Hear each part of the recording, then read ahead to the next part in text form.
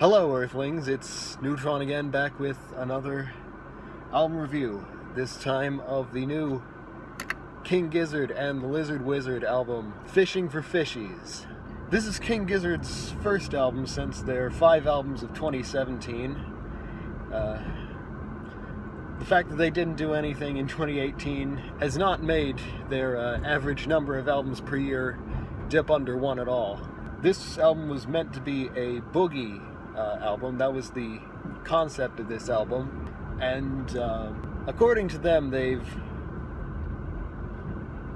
not held fast to the boogie concept because they just let the songs do their thing, but I would say most of the songs have at least a touch of boogie to them. Anyway, let's get to the music. Track 1 is the title track, about a fisherman who's he doesn't really want to fish, but he's kind of stuck doing it. Stu McKenzie and Ambrose Kenny Smith vocals really bounce off each other nicely. You get some of Stu's signature prog tendencies with the mellotron during the bridge. And the song is overall very country, which is kind of new territory for King Gizzard, but they do it really well and still sound like themselves. So that's the country boogie out of the way, and then track 2, Boogeyman Sam, is the opening guitar riff kind of tricks you into thinking it's going to be a fast shuffle, but it's actually a slow shuffle. And then you've got the word boogie, boogie, boogie, boogie repeated over and over again.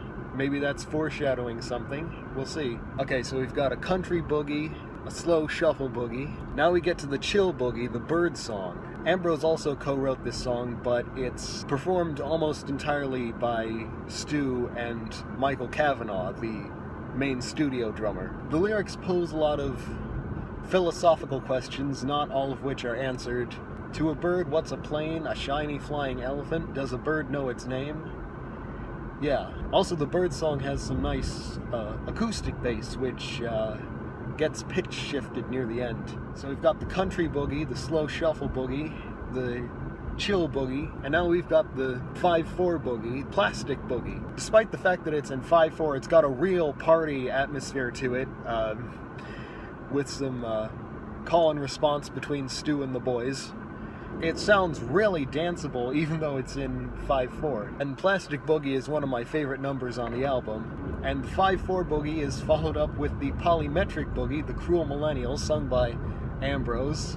It continues the spirit of Plastic Boogie really well, although this time it switches up between 5 and 6 and maybe some other stuff.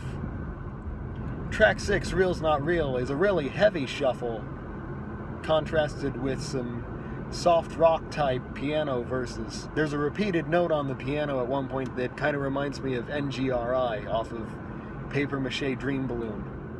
This Thing, co-written and sung by Joey Walker, is another shuffle. This one really swings. It's got some nice blues harp from Ambrose, a kind of beautiful mantra near the end, which kind of turns into a sort of krautrock coda where the harp riff is juxtaposed with a fingerstyle acoustic thing. Then track 8, Acarine, many of us already know because it was the B-side to Psy Boogie, the lead single. It's probably the only track that doesn't have much booginess to it. It swaggers, but it doesn't boogie.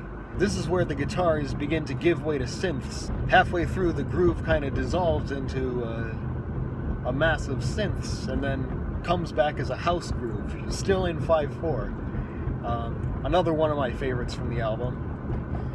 And of course, the final track is the lead single, Psy Boogie. We had a country boogie, a slow shuffle boogie, a chilled out boogie, a 5/4 boogie, a polymetric boogie, a heavy boogie, a Joe boogie, a non-boogie, and now a Psy Boogie. As you can probably tell from the title, Psy Boogie is likely part of the Giz verse. I remember I was really naive about the Giz verse when I did my review of Murder of the Universe, but Psy Boogie is definitely, if not my favorite, one of my favorite cuts from the album.